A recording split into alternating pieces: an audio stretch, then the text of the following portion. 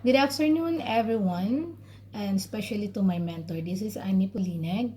So the activities is a procurement cycle. This is the laboratory 002.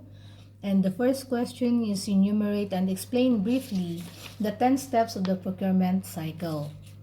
The management in any company must understand the art of obtaining product and services. The procurement cycle follows specific steps. Step number one is need recognition. Business must know it need a new product, whether from internal or external sources. The product may be one that needs to be reordered. The step two is specific needs. The right product is critical for the company. Some industries have a standard. The company needs to specify the necessary product by using identifiers such as color or weight. So you need to be specific. Source option is the step number three. The business need an option for a reliable suppliers. The company will qualify the suppliers to determine the best product for the business. This is most important as well. The step 4 is price and terms. The business will investigate all relevant information to determine the best price and terms for the product. Usually, the business will look into 3 suppliers before it makes a final decision. And step number 5 is purchase order. The purchase order is used to buy materials between a buyer and a seller. It specifically is define the price, specification, and specification and the terms and condition of products or service and any additional obligation. The step 6 is delivery. The purchase or order delivered usually by fax, mail, personally, email, or the other electronic means. The recipient then acknowledge recipient of the purchase order.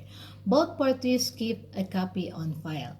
So this is the step number 7, expediting.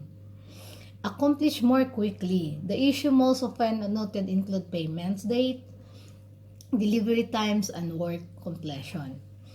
So step 8 is receipt and inspection of purchase.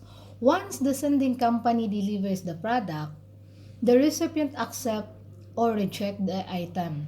Acceptance of the items obligates the company to pay for them.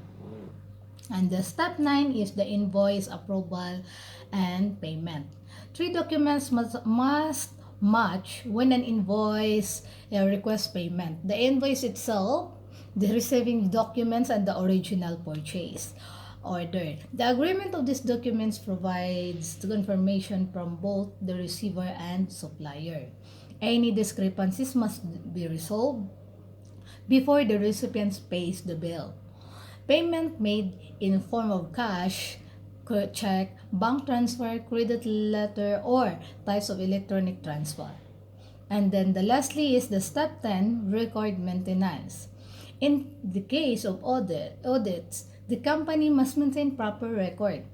This includes purchase records to verify any tax information and purchase order to confirm warranty information. Purchase records reference future purchases as well and help you to easy to locate if needed because your record is in order. So that is the last test for the question number 1. Question number 2 is what are the steps in the supplier evaluation and selection process? So the steps of the evaluation and selection process is supplier relationship management.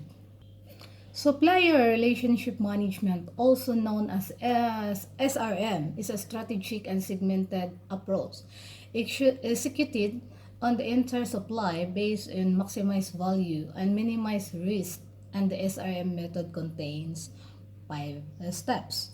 The step 1 is supplier identification. The first step in SRM method, the company must sort out and identify all its suppliers to whom they paid invoices over a certain period. So the step 2 is supplier segmentation. The important steps and long list of supplier to whom invoices have been paid must be segmented. Limited number of suppliers are worth the time and effort to build close relationship and partnership with. Step 3 is the relationship analysis. The company must determine the existing relationship type. This is realized by using the supplier relationship analysis tools. The step 4 is relationship management. Mainly for the top segment of suppliers, the relationship types needs to be managed towards the ideal relationship types, which is the leverage core relationship type. And the lastly, step 5, evaluation. The SRM result and lesson to learn need to be documented and evaluated. This lead to a series of recommendation towards the business.